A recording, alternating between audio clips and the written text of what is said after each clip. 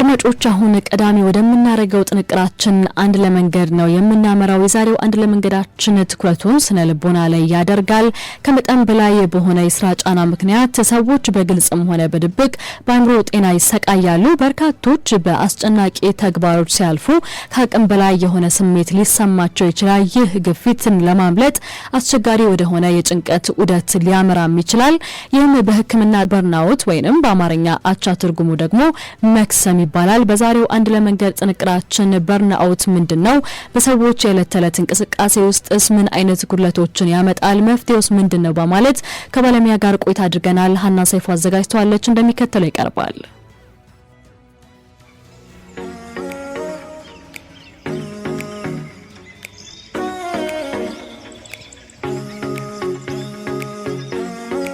ዶክተር በረከታ ሙልጌታ እባላለሁ። መጀመሪያ ዲግሪን በሕክምና ሲሆን የሰራሁት፣ ሁለተኛ ዲግሪን ደግሞ በቢዝነስ አድሚኒስትሬሽን ነው። በአሁኑ ሰዓት ላይ የመሪና ማበልጸግ ፕሮግራም ኮኦርዲኔተር ሆኜ እየሰራሁ ስገኝ በመሪና ማበልጸግ እንዲሁም ደግሞ በመሰረታዊ ህይወት ክህሎቶች ላይ ያሰለጠንኩ እገኛለሁ። እንዲሁም ደግሞ ኮች ነኝ።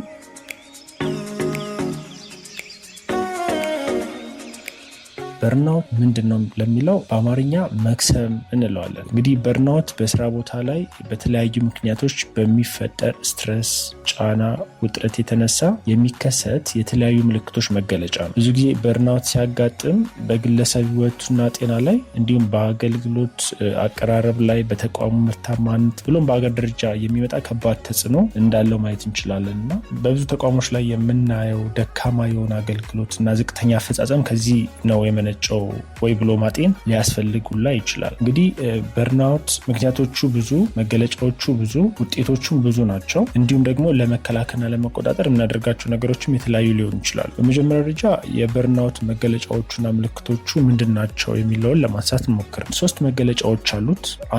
አንዱን እየተከተለ የሚመጣ እያደገ የሚመጣ አይነት ነገር ነው የሚኖረው። የመጀመሪያው በስሜታችን የድካም ስሜት መሰማት ነው። ከዚህ በፊት የነበረን ኃይል ኢነርጂ ይቀንሳል። ያንን ማጣት እንጀምራለን። የድካም ስሜት ይሰማናል። እንዲሁም ከዚህ በፊት ሰዎችን የምንረዳ ከነበርን ያንን ማጣት ይመጣል ማለት ነው እና ከሰዎች ጋር ስንሰራ እንደምጥ ይሆንብናል። ከባድ ውጥረት ይሰማናል። ገና በጠዋቱ ከመጀመሪያው የድካም ስሜት መሰማት፣ በስራችን ደግሞ የመናጠብና የመበሳጨት ስሜቶችን መሰማት እንጀምራለን እና የበርናውት የመጀመሪያው ምልክት የሚሆነው ኢሞሽናል ኤግዞሽን የምንለው ወይም በስሜታችን የድካም ስሜት መሰማት፣ ደስ የማይል አይነት ስሜት መሰማት እና ገና ከጠዋቱ ምንም ሳንሰራ የድካም አይነት ስሜትን የሚሰማን ነው። ከዛ በመቀጠል ሲኒሲዝም የምንለው አለ፣ ተጠራጣሪነት። እንዲሁም ደግሞ ለደንበኞች አገልግሎት ያለን አቀራረብ በጣም የወረደ ይሆናል። በዚህም ከተገልጋዮች ወይም ከደንበኞቻችን ጋር በስሜት መራራቅ ይመጣል። የምን ማለት ነው? ተገልጋዮች ምን ይፈልጋሉ፣ ምን ላድርግላቸው፣ ምን ተሰማቸው ከማለት ይልቅ ሰዎችን ወይም ተገልጋዮችን እንደ ዕቃ የማየት አዝማሚያ ወይም ደግሞ ሰዎችን በመረዳት የሚያስፈልገው ነገር ከማቅረብ ይልቅ ሰዎችን ለመርዳት ከመነሳሳት ይልቅ ከሕግና ከመመሪያ ጋር በመጣበቅ ቢሮክራሲ ማብዛት አይነት ነው እና በደንበኞቻችን ላይ ግዴለሽነት አይነት ስሜት የሚፈጥር ነው እና ከስራው ጋር ቶታሊ ዲታች የማድረግ አይነት ስሜት ይመጣል። የግል የመፈጸም አቅም መውረድ መሰማት ደግሞ ቀጥሎ የሚመጣው ነገር ነው። ምን ማለት ነው? ፐርፎርማንሳችን እየወረደ እንደሆነ ይሰማናል። በዚህም ስራችንን በአግባቡ ለመስራት ያለን በራስ መተማመን እንደወረደ ይሰማናል። በዚህም የምንሰራው ስራ እና የምናደርገው ጥረት ምንም ለውጥ እንደማያመጣ ይሰማን ይጀምራል እና በርናውት በስራችን አካባቢ ላይ ሲከሰት እነዚህ አይነት መገለጫዎች ይኖሩናል። የስሜት መድከም፣ ከስራችን ጋር ያለን ዲታች መሆን፣ ግዴለሽ መሆን፣ ለራሳችን ደግሞ ያለን የስራ አፈጻጸም እንደቀነሰ አድርገን የምናስበው ነገር ይመጣል ማለት ነው።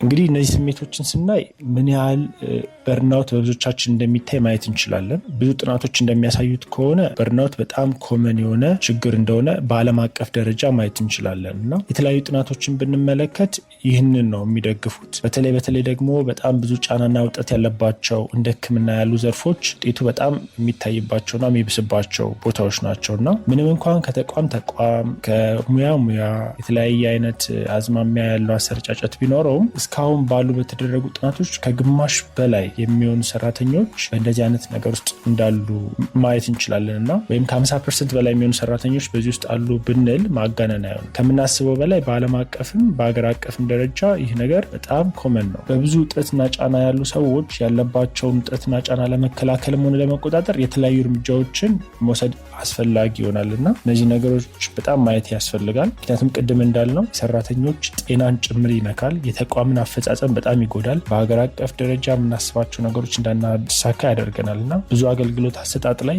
ያለንን ነገር ብንመለከተው ምናልባት ከዚህ የመነጨ ነው ብለን መመርመር ሊያስፈልገን ይችላል ብዬ አስባለሁ።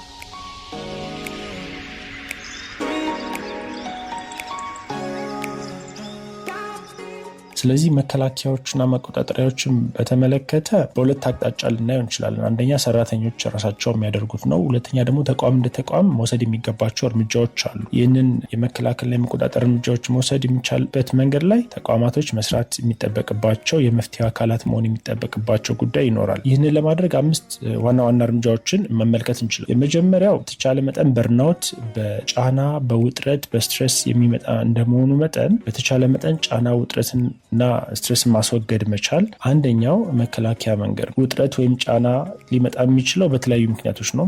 ለምሳሌ የሚያስፈልጉ ሪሶርሶች፣ በጀት፣ እቃዎች በአግባቡ ካለመቅረባቸው የተነሳ በሰራተኛው ላይ ጫናና ስትሬስ ሊመጣበት ይችላል። እንዲሁም ደግሞ በስራ ቦታ ላይ የሚኖሩ ግጭቶችና የእርስ በርስ ኮንፍሊክቶች ምክንያት ሊሆን ይችላል። ከዛ ውጭ ከባድ የሆነ የስራ ጫና ወርክሎድ የምንለው ብዙ ስራዎችን በጥቂት ሰዎች ለማድረግ ሲታሰብ እንደዚህ አይነት ነገሮች ይፈጠራሉ።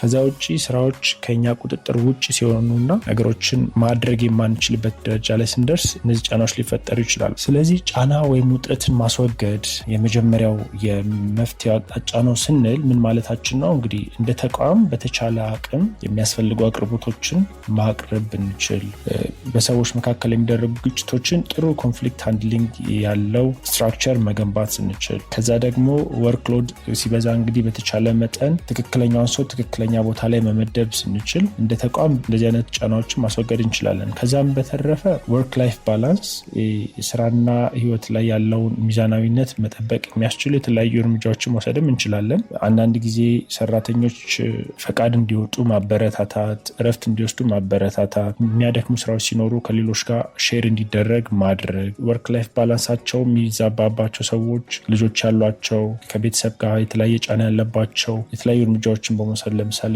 ዴኬር በመክፈት ይህንን ወርክ ላይፍ ባላንስን ማኔጅ ማድረግ ይቻላል እና እንደ ሰራተኛም በተቻለ መጠን እንደዚህ አይነት ነገሮች ሲፈጠሩ ለአመራር አቅርቦ ነገሩን ማሳየት መቻል ያስፈልጋል እና የአቅርቦት የተለያዩ ችግሮች ሲኖሩ ቶሎ አድሬስ አድርጎ ያንን ነገር ለማስወገድ መሞከር፣ አላስፈላጊ ከሆኑ ግጭቶች በተቻለ መጠን ያንን ለማስወገድ ቶሎ ሶልቭ ለማድረግ መሞከር አንድ መፍትሄ ልንወስደው እንችላለን።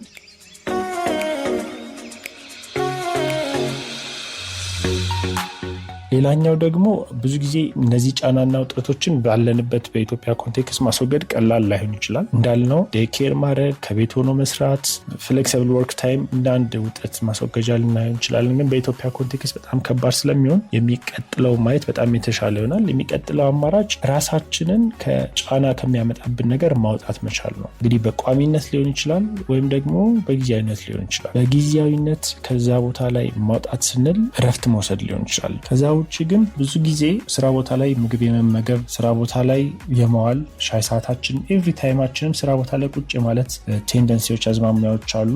ስለዚህ በተቻለ መጠን ባገኘነው አጋጣሚ እኛን ሊያዝናና ሪፍሬሽ ሊያደርገን የሚችሉ ቦታዎች ላይ መገኘት የተወሰነ ጫናዎቻችንን ከኛ ላይ ያንሳልና በእንደዚህ አይነት መንገዶች ራሳችንን ከጫናው ዘወር ማድረግ የተወሰነ ይጠቅመናል። ሌላኛው ለጫና ያለን አስተሳሰብ መቀየር ነው። በጎ ማሰብ፣ ለራሳችን ያለን በጎ ምልከታ መጨመር።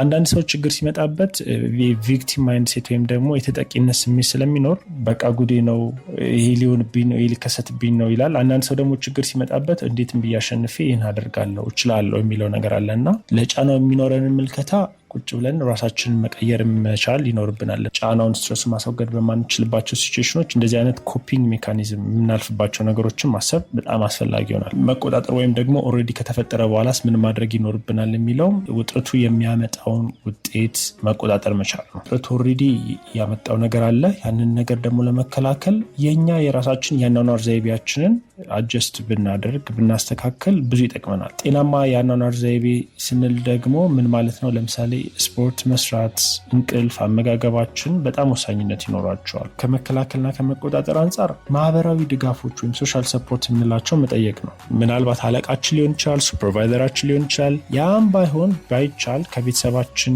ቅርብ ያለ የትኛውንም አካል ይህንን አስፈላጊ የሆነ የማህበራዊ ድጋፍ ብንጠይቅ የተሻለ ሊሆን ይችላል። በርናውት በተመለከተ እንግዲህ መገለጫዎቹ ምክንያቶቹ በጣም ብዙ እንደመሆናቸው መጠን መከላከያዎቹም ብዙ ይሆናሉ። ያለንበትን ነገር ቆም ብለን ማሰብ የተሻለ ሊሆን ይችላል እና ከምንም በላይ ተቋማት ስለዚህ ጉዳይ ከምንም በላይ ማሰብ አለባቸው። ሰራተኞችም ባለንበት ቦታ ላይ እንደዚህ አይነት ነገር ሲፈጠር ቶሎ ብለን ጤናችን ላይ ሌላ ተጽዕኖ ከማምጣቱ በፊት እንዲሁም ደግሞ የአጠባችን ህይወትን ሁሉ ከመረበሹ በፊት ምን ማድረግ እችላለሁ ብለን መስራት ይኖርብናል።